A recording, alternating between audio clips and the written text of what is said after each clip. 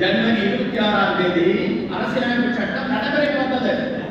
அந்த சட்டம் கொடுத்திருக்கும் உணவுதேட உரிமைதான் கள் திரட்டுவதும் பருகுவதும். கலப்படத்தை காரணம் காட்டி தமிழ்நாடு அரசு அந்த உரிமையை அநியாயமாக பறித்துக் கொண்டது. அநியாயமாக பறித்துக் கொண்டது. இன்னைக்கு கள் இறக்குனா யார் குற்றவாளி? கள் இறக்குவோர் குற்றவாளியா? கள் இறக்குவோர் மீது நடவடிக்கை எடுக்கும் காவல்துறையும் தமிழ்நாடு அரசு குற்றவாளியா? காவல்துறையும் அரசும் தான் குற்றவாளி, கள் இறக்குவோர் அல்ல. The government of Tamil Nadu is the accused person, not the body capper. நம்ம கையில அரசியலமைப்பு சட்டம் இருக்கு, அவங்க கையில தமிழ்நாடு மதுவிலக்கு சட்டம் இருக்கு.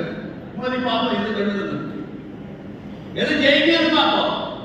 அரசியலமைப்பு சட்டத்துக்கு கட்டுப்பட்டது மதுவிலக்கு சட்டமா இல்லை மதுவிலக்கு சட்டத்துக்கு உட்பட்டது அரசியலமைப்பு சட்டமா? It is purely question of law as to the interpretation of the Indian Constitution. எந்த அடிப்படையில் நீங்கள் தமிழ்நாட்டுடைய முதலமைச்சராக அமர்ந்திருக்கிறீர்கள்? Under what authority you are holding such an office as a chief minister of Tamil Nadu? அரசியலமைப்பு சட்டப்படி சத்தியவாத பிரமாணம் நரசிங்கம் எடுத்தான போதுங்க. அந்த அரசியலமைப்பு சட்டத்தை மதித்து நடக்க வேண்டிய கடமை பொறுப்பு உங்களுக்கு உண்டா இல்லையா? இல்லை என்றால் உங்களை எப்படி நாங்கள் முதலமைச்சராக ஏற்றுக்கொள்வது? இதற்கு என்ன பதில்? எங்கே பதில்? ஒரு மாதத்துல 48 நாட்கள் ஒரு மண்டலம் தொடர்ந்து மறைக்க வந்தால் பல நோய்கள் குணமாகும். இது மருத்துவம். அடுத்து 7ஆம் கடை என்று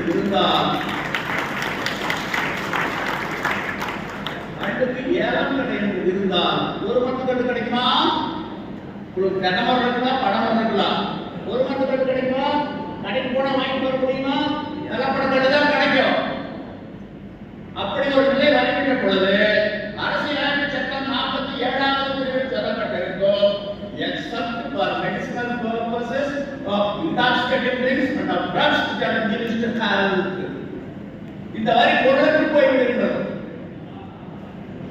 இப்போ ஒரு சிலர் சொல்லுவாங்க, இரண்டாலே திருக்குறளை மேற்கோள் காட்டுற வள்ளுவர் என்ன சொல்லியிருக்காரு உனக்கு தெரியாதா? கேள்வி. வள்ளுவர் கண்ணுண்ணாமைன்னு சொல்லியிருக்காரு, கொல்லாமைன்னு சொல்லியிருக்காரு, புலால் உண்ணாமைன்னு சொல்லியிருக்காரு. அதுக்காக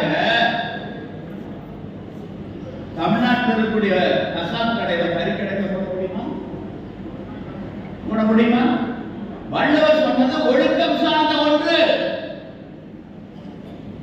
it is only recommendatory, not mandatory. நடைமுறைப்படுத்தி விட முடியாது. அரசியலமைப்பு சட்டம் என்ன சொல்றதோ அதான் நடைமுறைப்படுத்தி விட முடியும். இப்போ வள்ளுவர் சொல்லியிருக்காரு, மீனவர்கள் யாரும் கடந்து போக மாட்டாங்க. கொல்லாமை புலால் உண்ணாமை தடுத்து நிறுத்திட்டா இலங்கைக்கு தமிழ்நாட்டுக்கு இருக்கக்கூடிய மீனவர்கள் சரி முற்றுப்புள்ளி வச்சிடலாமே, வச்சிடலாமல்ல? வள்ளுவர் என்ன சொல்லியிருக்காரு? அவர் சொன்ன அப்படி ஏற்றுன்னு சொல்லவே இல்லை. எப்பொருள் யார் யார் கேட்பினும் அப்பொருள் மெய்ப்பொருள் காண்பது அறிவு. மற்றவனாகிய நான் சொன்னாலும், பெற்றவர்கள் சொன்னாலும், பெரியவர்கள் சொன்னாலும், ஆசிரியர் சொன்னாலும், ஆண்டோர் சொன்னாலும், ஆட்சியில் இருந்தவர் சொன்னாலும், இருப்பவர் சொன்னாலும், என் ஆண்டவனே சொன்னாலும் நீ அப்படி ஏற்றுக்கொள்ளாதே.